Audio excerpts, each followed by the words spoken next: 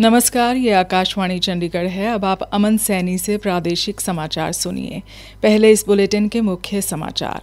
केंद्रीय मंत्रिमंडल ने 8वें केंद्रीय वेतन आयोग के कार्यक्षेत्र को मंजूरी दी। केंद्र सरकार ने फॉस्फेटिक और पोटाशिक खादों पर पोषक तत्व आधारित सब्सिडी दरों को भी मंजूरी दी। हरियाणा की समृद्ध लोक संस्कृति, कला और परंपरा को सहेजने वाला राज्य स्तरीय रत्नावली महोत्सव कुरुक्षेत्र विश्वविद्यालय में शुरू हुआ। मुख्यमंत्री नायब सिंह सैनी ने कहा कि कामगारों के लिए नए ईएसआई अस्पताल खोले जाएंगे और आस्था और श्रद्धा का प्रतीक छठ महापर्व आज उगते सूर्य को अर्घ्य देने के साथ समाप्त हुआ। अब समाचार विस्तार से। केंद्रीय मंत्रिमंडल ने 8वें केंद्रीय वेतन आयोग के कार्यक्षेत्र को मंजूरी दे दी है। आज नई दिल्ली में मंत्रिमंडल की बैठक के बाद मीडिया को जानकारी देते हुए सूचना एवं प्रसारण मंत्री अश्विनी वैष्णव ने कहा कि आयोग अपने गठन की तिथि से 18 महीनों के भीतर अपनी सिफारिशें देगा। 8th पे कमीशन को आज माननीय प्रधानमंत्री जी ने अप्रूव किया और ये बहुत बड़ा महत्वपूर्ण फैसला है। अब करीब सभी राज्य सरकारों ने इसमें सहयोग दिया है। 18 मंथ्स के अंदर ये रिपोर्ट आएगी इसकी 8th पे कमीशन। जस्टिस रंजना प्रकाश देसाई को इसका चेयरपर्सन बनाया गया। आपसे Pulak Ghosh from and mister Pankaj Jain who is secretary petroleum and natural gas, he will be the members. उन्होंने बताया कि आयोग में एक अध्यक्ष, एक अंशकालिक सदस्य और एक सदस्य सचिव होंगे। मंत्रिमंडल ने रबी सीजन 2025-26 के लिए फॉस्फेटिक और पोटाशिक उर्वरकों पर पोषक तत्व आधारित सब्सिडी दरों को भी मंजूरी दी है। श्री वैष्णव ने कहा कि मंत्रिमंडल ने रबी 2025 के लिए लगभग 37,952 करोड़ रुपए की सब्सिडी को मंजूरी दी है। ये दरें 1 अक्टूबर से लागू होंगी। पी और एस न्यूट्रिएंट्स हैं जो कि इस रबी में काफी बड़ी मात्रा में यूज होते हैं, उसके प्राइस करीब 1 to 10% हायर है compare to the previous prices subsidy actually. Then cabinet approved about 37,952 crore rupees का इसका जाएगा टोटल आउटगो और 1 अक्टूबर 2025 से ये रेट्स एप्लीकेबल हो जाएंगे। उन्होंने कहा कि इस पहल से किसानों को रियायती, किफायती और उचित मूल्य पर उर्वरकों की उपलब्धता सुनिश्चित होगी। उन्होंने आगे कहा कि उर्वरकों और उनके आदानों की अंतर्राष्ट्रीय कीमतों में हालिया रुझानों को देखते हुए फॉस्फेटिक और पोटाशिक उर्वरकों पर सब्सिडी को युक्तिसंगत बनाया गया है। हरियाणा की समृद्ध लोक संस्कृति, कला और परंपरा को सहेजने वाला राज्य स्तरीय रत्नावली महोत्सव आज कुरुक्षेत्र विश्वविद्यालय में शुरू हुआ। मुख्य अतिथि मुख्यमंत्री नायब सिंह सैनी ने महोत्सव का शुभारंभ करने के बाद अपने संबोधन में कहा कि यह उत्सव हरियाणा की गौरवशाली विरासत, माटी की महक और लोक जीवन की झलक प्रस्तुत करता है। यह महोत्सव हरियाणा की गौरवशाली विरासत है, हमारी माटी की महक है और हमारे लोक जीवन की विराट और अद्भुत झांकी है। यह विद्यार्थियों के व्यक्तित्व को निखारने का ये रत्नावली मंच हमें अवसर प्रदान करता है। साथ ही युवा पीढ़ी को अपनी सांस्कृतिक पहचान पर गर्व करने का भी अवसर प्रदान करता है। मुख्यमंत्री ने कहा कि रत्नावली महोत्सव हमारी सांस्कृतिक विरासत को सहेजने, संरक्षित करने और उसे अगली पीढ़ी तक पहुंचाने का एक अनुपम प्रयास है। यह महोत्सव एक मंच है, ये एक ऐसा मंच है जो युवा पीढ़ी को अपनी परंपरागत जड़ों से जोड़ता है। आज जब पश्चिमी संस्कृति के प्रभाव में हमारी युवा पीढ़ी उसमें फंसती जा रही है, तो रत्नावली जैसा महोत्सव हमें अपनी सांस्कृतिक विरासत को सहेजने और उसे सुरक्षित करने और अगली पीढ़ी तक उसको पहुंचाने का ये अनुपम प्रयास है। उन्होंने युवाओं का आह्वान किया कि युवा शिक्षा के साथ साथ अपनी संस्कृति व विरासत से भी जुड़े रहें। श्री नायब सिंह सैनी ने कहा कि सरकार का भी प्रयास है कि शिक्षा और संस्कृति के बीच एक मजबूत सेतु का निर्माण किया जाए। उन्होंने कहा कि सरकार का लक्ष्य हरियाणा को केवल कृषि और औद्योगिक विकास के लिए ही नहीं बल्कि सांस्कृतिक धरोहर के केंद्र के रूप में भी स्थापित करना है।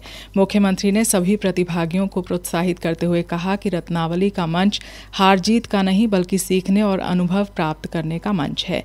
कार्यक्रम के दौरान मुख्यमंत्री श्री नायब सिंह सैनी और विरासत एवं पर्यटन मंत्री डॉक्टर अरविंद शर्मा द्वारा पद्मश्री से अलंकृत संतराम देशवाल तथा कला एवं संस्कृति के क्षेत्र में उल्लेखनीय योगदान देने वाले श्री अनूप लाठर को सम्मानित किया गया। इसके अलावा मुख्यमंत्री व अन्य अतिथियों ने हरियाणवी बोली में प्रकाशित रत्नावली टाइम्स पत्रिका का भी विमोचन किया। प्रादेशिक समाचार आकाशवाणी चंडीगढ़ से प्रसारित किए जा रहे हैं। हमारे बुलेटिनों और ताज़ा समाचारों के लिए आप हमारी वेबसाइट news.on.air.gov.in पर लॉगिन कर सकते हैं। यह समाचार हमारे यूट्यूब चैनल और x handle Akashvani news Chandigarh पर भी उपलब्ध हैं। मुख्यमंत्री नायब सिंह सैनी ने कहा कि सरकार कामगारों की भलाई के लिए कृत संकल्प है। कुरुक्षेत्र में लोगों को संबोधित करते हुए उन्होंने कहा कि सरकार उनके लिए नए ESI अस्पताल खोलेगी।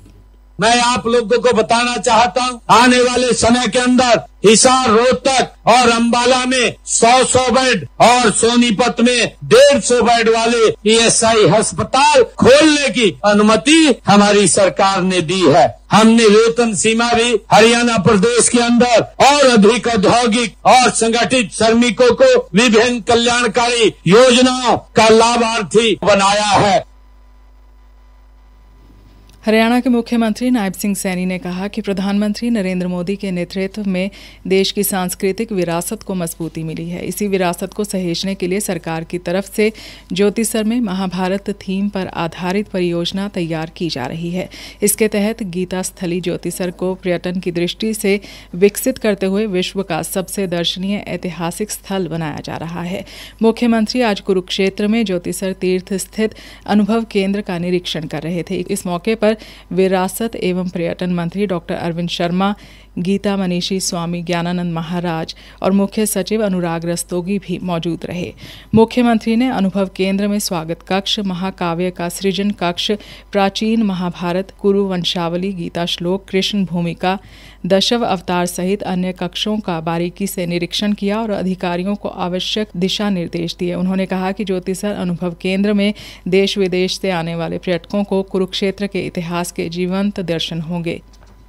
आस्था और श्रद्धा के प्रतीक छठ महापर्व का समापन आज उगते सूर्य को अर्घ्य देने के साथ हो गया। फरीदाबाद और पानीपत से हमारे संवाददाता ने बताया कि 4 दिनों तक चले इस पावन पर्व के अंतिम दिन व्रत रखने वाली महिलाओं ने उगते हुए सूर्य को अर्घ्य दिया और छठी मैया की पूजा अर्चना कर प्रसाद ग्रहण किया।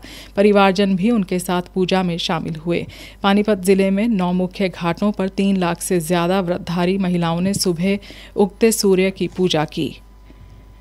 पंजाब के पूर्व महानिदेशक मोहम्मद मुस्तफ़ा के बेटे की मौत के मामले में जांच कर रहे विशेष जांच दल SIT ने मौत के 12 दिन बाद अकील अख्तर का वो मोबाइल बरामद कर लिया है जिससे अकील ने वीडियो बनाकर सोशल मीडिया पर पोस्ट किए थे। SIT प्रमुख ACP विक्रम नेहरा ने बताया कि अकील अख्तर का लैपटॉप भी बरामद हुआ है। चल रही जाँच को लेकर उन्होंने बताया, जो उनके घर की सुरक्षा में तैनात थे 9 पुलिसकर्मी, उनसे हमने पूछताछ करी थी। आज 11 जो पुलिस कर्मी हैं पंजाब पुलिस के, वो भी उनको भी आज बुला रखा है हमने और उनसे भी हम पूछताछ कर रहे हैं। और इसके अलावा घर में काम करने वाले जो बाकी कर्मचारी हैं, जो हाउस हेल्प हैं, माली हैं, तो उनको भी हम कल शामिल जांच करेंगे। उनसे भी जो चीजें हैं मृतक के बारे में और जो आरोप लगाए गए थे वीडियो में, उन चीजों के बारे में हम जानने की कोशिश कर रहे हैं कि उनमें कितनी सच्चाई है। पुलिस जल्दी ही मोबाइल और लैपटॉप को फोरेंसिक जांच के लिए भेजेगी। फरीदाबाद में 26 और 27 अक्टूबर को आयोजित राज्य स्तरीय योग प्रतियोगिता में भिवानी जिला के खिलाड़ियों ने 1 स्वर्ण, 2 रजत और 1 कांस्य पदक सहित कुल 4 पदक अपने नाम किए हैं। अंत में मुख्य समाचार एक बार फिर। केंद्रीय मंत्रिमंडल ने 8वें केंद्रीय वेतन आयोग के कार्यक्षेत्र को मंजूरी दी। केंद्र सरकार ने फॉस्फेटिक और पोटाशिक खादों पर पोषक तत्व आधारित सब्सिडी दरों को भी मंजूरी दी। हरियाणा की समृद्ध लोक संस्कृति, कला और परंपरा को सहेजने वाला राज्य स्तरीय रत्नावली महोत्सव कुरुक्षेत्र विश्वविद्यालय में शुरू हुआ। मुख्यमंत्री नायब सिंह सैनी ने कहा कि कामगारों के लिए नए ESI अस्पताल खोले जाएंगे। और आस्था और श्रद्धा का प्रतीक छठ महापर्व आज उगते सूर्य को अर्घ्य देने के साथ समाप्त हुआ। इसी के साथ समाचार बुलेटिन समाप्त हुआ।